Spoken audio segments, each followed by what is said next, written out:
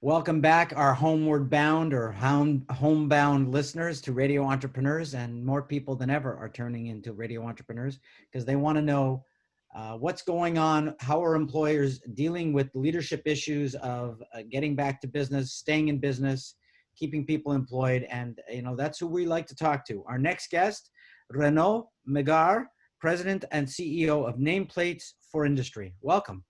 Yeah, good morning. Thank you. Good morning. Tell us about Nameplates for Industry, what it is and what you're doing. So Nameplates for Industry is basically a manufacturer of nameplates, faceplates, labels, membrane switches, a lot of different printed plastics materials for the industrial use, for the consumer use, and also for the, you find it almost everywhere. If you get some gas, at the gas station, you push buttons and you push those buttons, and they have to, underneath them, they are actuators that are, made of metal, and all that is connected to a computer. And so we are making all those faceplates, nameplates, membrane switches here for the last 45 years. We have been doing it, and very well known in the New England area, and we are about 100 employees. Wow. Did you start the business? No, I bought the business about 4.5 years ago from Don Rudnick, who has been starting the business and who retired. Right. So what were you doing before this? Before this, I was in the corporate life. So I was working for very, very large companies, mostly in the chemical industry and the logistics and supply chain as well. So a large company like Cabot Corporations, BASF, and DHL. So very, very much intense life in terms of traveling all around the world, managing supply chains, complex supply chains, and managing the, I would say their raw materials purchasing and management of the customers' deliveries as well. Well, two of those three companies I've consulted to, so they're very good companies. They were best practices companies. Yes. But it's funny, you had a very strong technical background consistent with what you're doing as an entrepreneur, but you didn't have the entrepreneurial background. Has that been an adjustment for you? Especially, during COVID-19, it must be a big adjustment. Well, first, I always wanted to be an entrepreneur since I graduated from business school. So that was my desire. I purposely chosen the route of being educated by those big and large companies to be able to have the right reflex and the right making the right adjustments when necessary. So I went through those big companies to basically learn a lot about what it is to manage a business. And I was managing business in most of them, in fact, very large businesses with a lot of people to manage. So I learned, I would say, all the entrepreneurs-ish mindset through the in the big companies. And then I would say my main entrepreneur's background comes from my father, who was himself an entrepreneur, and who is retired and 88 now, of course, but he was also an entrepreneur. So I always had that in my mind to become an entrepreneur one day. So it's a lot of it's very fulfilling. Did you work in your father's business when you were young, so you got a feel for that? No, not at all. I was too young when he sold it, and so I've not worked at all in there. I just, I barely remember, the business when he was managing it. Yeah. So is it as with COVID-19, have you had to make a lot of adjustments? Has business been different for you? Yeah. So one of the few adjustments we have made is first safety is number one in our company. So safety, I drive safety to really a very, very formal process and formal way of managing this process. So first we have implemented work at home as much as we could. So making sure that we could send employees back home with their laptop and their computers and their screens, and making sure that they can work from home efficiently. We have done a lot of work to, in fact, for the past 2 years, one of my main goals was to create a system that anybody could work from anywhere. and with a phone system, with computer system. So we invested a lot of money there to make sure that we could work easily from anywhere.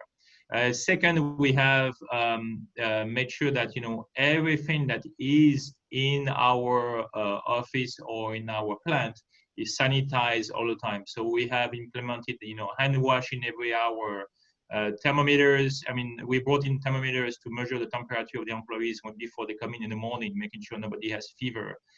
We created social distancing all across the organizations, so and nobody is basically next to each other, within 10 feet or less. And then the last part is my wife, decided to make some masks for every one of my employees working in the plants. So we sold about 100 masks, in the basement of my house for like 2 weekends in a row, and we even broke the sewing machine, so I had to fix the sewing machine.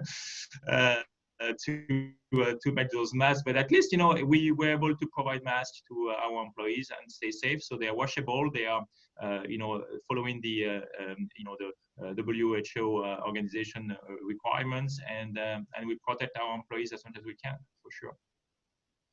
Well, that's good. So it's you're still doing business. As the pace slowed down at all for you? The pace has not slowed down too much. We have some, because we cover a lot of different grounds and a lot of different areas in terms of industries. So we have, for example, we cover transportation. Transportation obviously went down, but medical is one of our largest segments, and this one went up significantly. So, we have a lot of different segments between industrial, transportation, medical, telecommunication, high tech. And all those, basically were able to manage, a pretty much stable and so far. So we don't know what next month is going to be, but so far in the past 6 weeks, it has been fairly stable and in a good side. The medical industry is definitely picking up. We had a lot of demand, and a lot of our customers have sent us letters say, you are essential, we need you. And so we have been doing quite a lot for them as well. Interesting. We've been speaking with Renaud Megard, President and CEO, Nameplates for Industry. Renaud, if someone wants to find the company, learn more about it, how would they do that? So you go on the internet, you just type www.nficorp.com, nficorp.com. You can find us easily there. You can call us at 1-800-999-8900.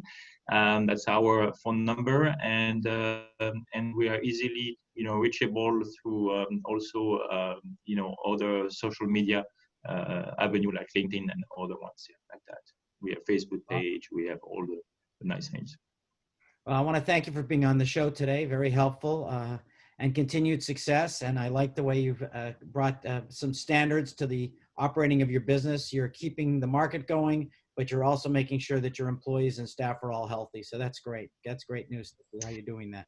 Yes, and we are making also face shield. So for our customers and our first responders, so we have pivoted a little bit of our production to make those face shields, and we're helping our community as well through making the face shield. So we really appreciate the opportunity to explain that to our customers, but also our first responders, and thanks to them because we are healthy because of them. So, very important. Well, that's good for people to know that they can get those shields from you as well. Yes. It's America, as you know, it's a grassroots country, and the leadership for this whole turnaround and success really has got to start and be modeled at a grassroots level. So we commend you for what you're doing. Thank you. Thank you. We appreciate that. And remind everybody, this is Radio Entrepreneurs. Stay up to date on what entrepreneurs are doing to keep everything going. Always daily, we are producing material at Radio Entrepreneurs at all the different sites you can get us at. You can follow us on Facebook, LinkedIn, Twitter, Instagram, YouTube, iTunes, Google Play, and Stitcher. I had to read the list. There was no way I'd remember. Again, we're signing off for this segment. We'll be right back with more stories on Radio Entrepreneurs.